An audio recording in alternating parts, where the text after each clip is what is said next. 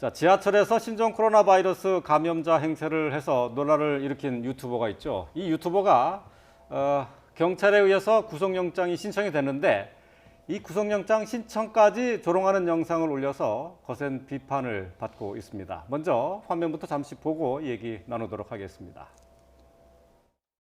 여러분들, 저는 우한에서 왔습니다. 저 폐렴입니다. 모두 저한테서 떨어지세요. 잠깐만요.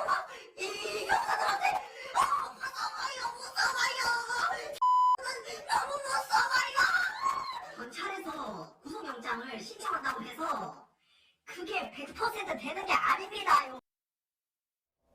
네. 제가 화면을 모자이크 처리를 해서 이 유튜버의 모습은 뭐 정확하게 볼 수는 없습니다만은 저게 이제 맨 앞에 있는 장면은 지하철에서 자신이 이제 우한에서 와서 폐렴이 걸린 환자다 이렇게 얘기하는 장면을 자기 스스로 찍은 것 같은데 말이죠. 좀 어설프기도 하고 좀 이제 장난이 좀 도가 지나치다라는 생각이 좀 들어요. 네, 지하철에 탑승한 현장에서 자신이 신종 코로나에 감염됐다고 소리를 치고 이렇게 촬영한 영상을 유튜브를 통해 여러 곳에 유포를 했죠. 네. 경찰이 이 사건이 문제되고 난 다음 소환 통보를 한 다음 이 대상자가 경찰 소환에 응해서는 유명해지고 싶었다. 유명해지고 싶어서 그런 행동을 했다고 진술했다고 하는데 그 이후에 추가로 유튜브 영상을 촬영해 배포한 것을 보면 이렇게 나는 조커에 한 발 한 발 다가서는 것 아니겠는가라고 진술하기도 하고 내가 저 영상을 모자이크 처리하는 바람에 생각보다 유명해졌다고 생각했는데 사람들이 못 알아보더라. 그래서 참 아쉽다는 진술까지 합니다. 결국 좋은 이미지가 됐든 나쁜 이미지가 됐든 자신이 유명해지는 것 자체가 중요했고 그를 위해서 이런 상황을 이용했다고 보시면 될 것 같습니다. 근데 아무리 상식적으로 생각해도 유명해지고 싶다고 저렇게까지 행동을 할까 싶어요. 네, 참 넌센스한 얘기입니다. 네. 사실은 유명해지려면 성실하게 노력을 해서 어떻게든 뭐 명성이 나게 이렇게 해야 되는데 네. 어떻게 이렇게 일회성으로 그럼 뭐 이상한 이제 동영상, 우스꽝스러운 동영상이라고 이제는 생각되지만 예. 문제는 이런 종류의 이제 동영상을 봤을 때 일부 이제 시청자들은 어떻게 생각을 할까? 예를 들자면 혼자서 하루 종일 TV에서 신종 코로나 바이러스의 여러 가지 이제 문제들을 특히 이제 중국 상황 같은 것들을 네. 보도를 통해서 보면 사실은 공포심을 느끼지 않을 수 없잖아요. 그렇죠. 그런데 심지어 컴퓨터로 유튜브로 이런 종류의 영상까지 보게 되면 감정이라는 게 꼭 그 이유가 있어서 원인이 있어서 감정이 적정한 수준으로 유발되는 게 아니고요. 경우에 따라서는 이유 없이도 감정이 증폭될 수가 있습니다. 네, 예. 더군다나 이렇게 소리를 지르면서 공포를 유발하는 이런 종류의 이제 어떤 영상은 사실은 일종의 감염 반응 같은 걸 해요, 시청자들에게. 네, 그렇기 예. 때문에 내가 유달리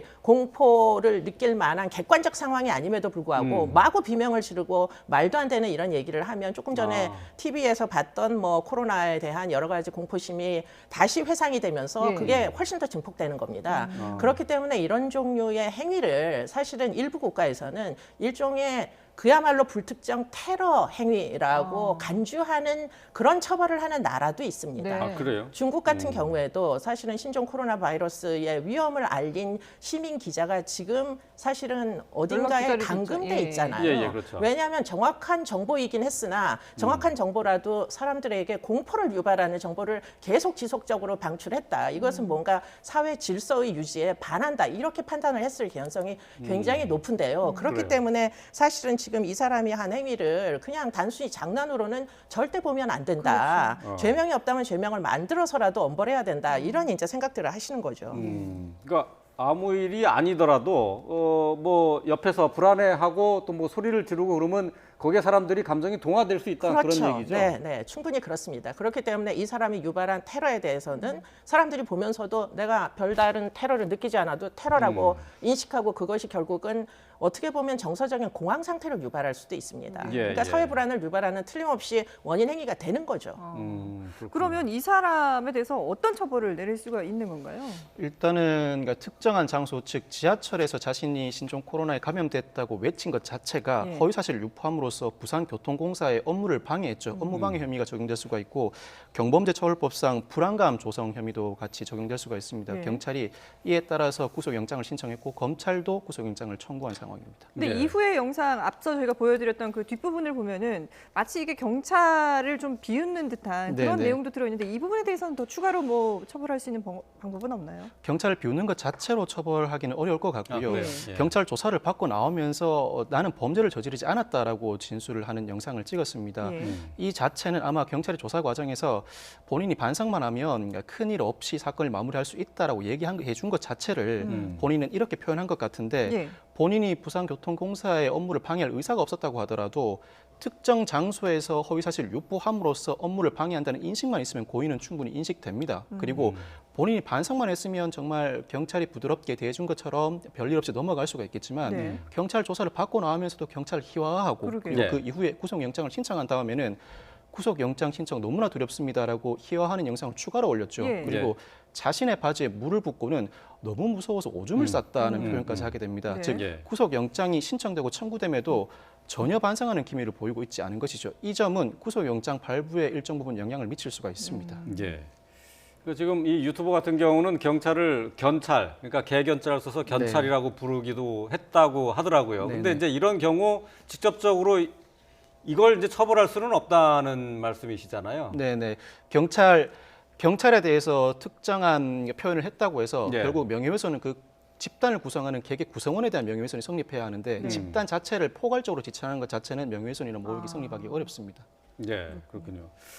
뭐 좀 잠시 전에 말씀을 이제 했었던 게 이제 조커를 되고 싶었다. 예, 네. 이게 글쎄요. 이제 이건 어떻게 뭐 정신적으로 좀 문제가 있다고 봐야 됩니까? 뭐 짧게 좀 설명을 좀 해주시죠. 정신적으로는 틀림없이 문제가 있어 보입니다. 그러니까 사회적 규범에서 굉장히 벗어난 일탈적 행위를 하고 있고요. 그래서 반사회적인 이격장애나 뭐 만약에 10대라면 품행장애 정도를 진단할 수 있는 행위는 틀림이 없는데 지금 문제는 이런 종류의 이제 해프닝이 이 사람의 한해서만 발생한 게 아닙니다.